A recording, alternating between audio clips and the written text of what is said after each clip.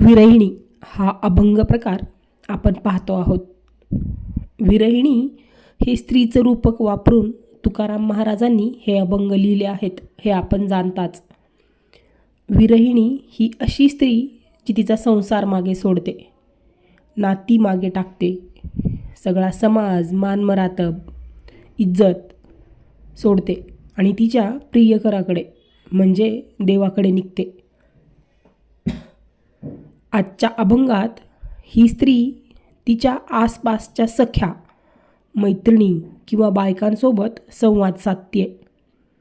मी जेव्हा हा अभंग वाचला तेव्हा इमॅजिन केलं, तेव्हा मला असं दिसलं की एक स्त्री तिचं सगळं काही सोडून निघाली आहे. तेव्हा तिला भेटायला म्हणा किंवा निरोप द्यायला आसपासच्या बायका जमल्या आहेत. आपल्याकडे सुद्धा लेक सासरी जाताना किंवा पाहुणे निघताना वाटेला लावायला येतात असं म्हणतात बघा. अगदी तसं ही विरहिणी जेव्हा निघाली आहे तेव्हा तिला तिच्या आसपासच्या बायका भेटायला आल्यात.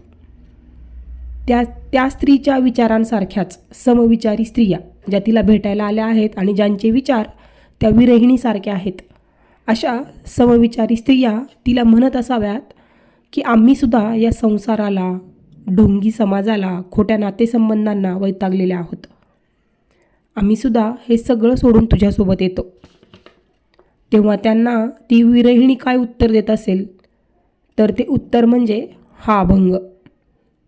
चला ते उत्तर ऐकूया, म्हणजेच हा अभंग सोडवूया. मजसवे आता येऊ नका कोणी, सासूरवासिनी बाई यांनो. या चरणात विरहिणी स्त्री इतर बायकांना म्हणते की माझ्यासोबत तुम्ही येऊ नका, कारण तुमचं अजूनही संसाराशी नातं आहे. तुमचा पती, तुमचं कुटुंब, तुमचं घर, तुम्ही अजून या सगळ्या बंधनात आहात. मी मात्र या सगळ्या संसारातून, या बंधनातून सुटले आहे. आता माझं मन फक्त त्या देवाकडे ओढलं गेलं आहे. इथे सासूरवाशिणी हा आपल्या बोलीभाषेतील शब्द त्या स्त्रियांसाठी वापरला आहे ज्या संसारात गुंतल्या आहेत.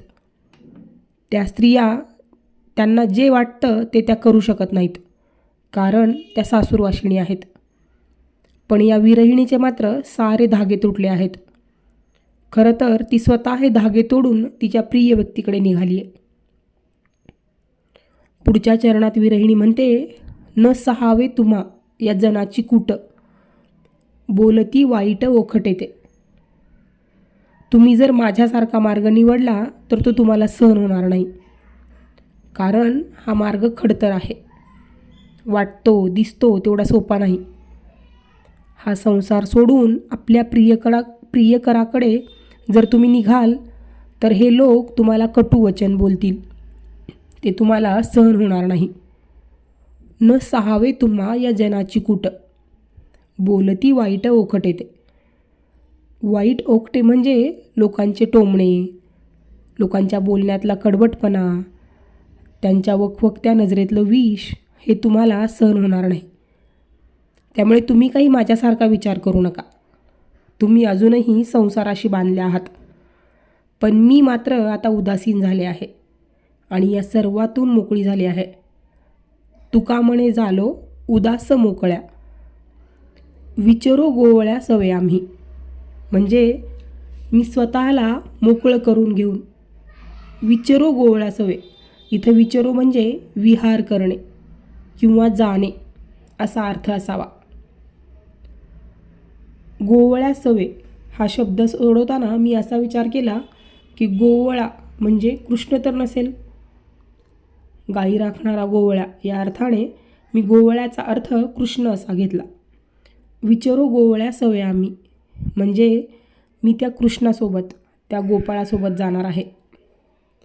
मला वाटतं ही विरहिणी संसार सोडत नाही, तर संसारच झडून पडतो तिच्या अंगावर.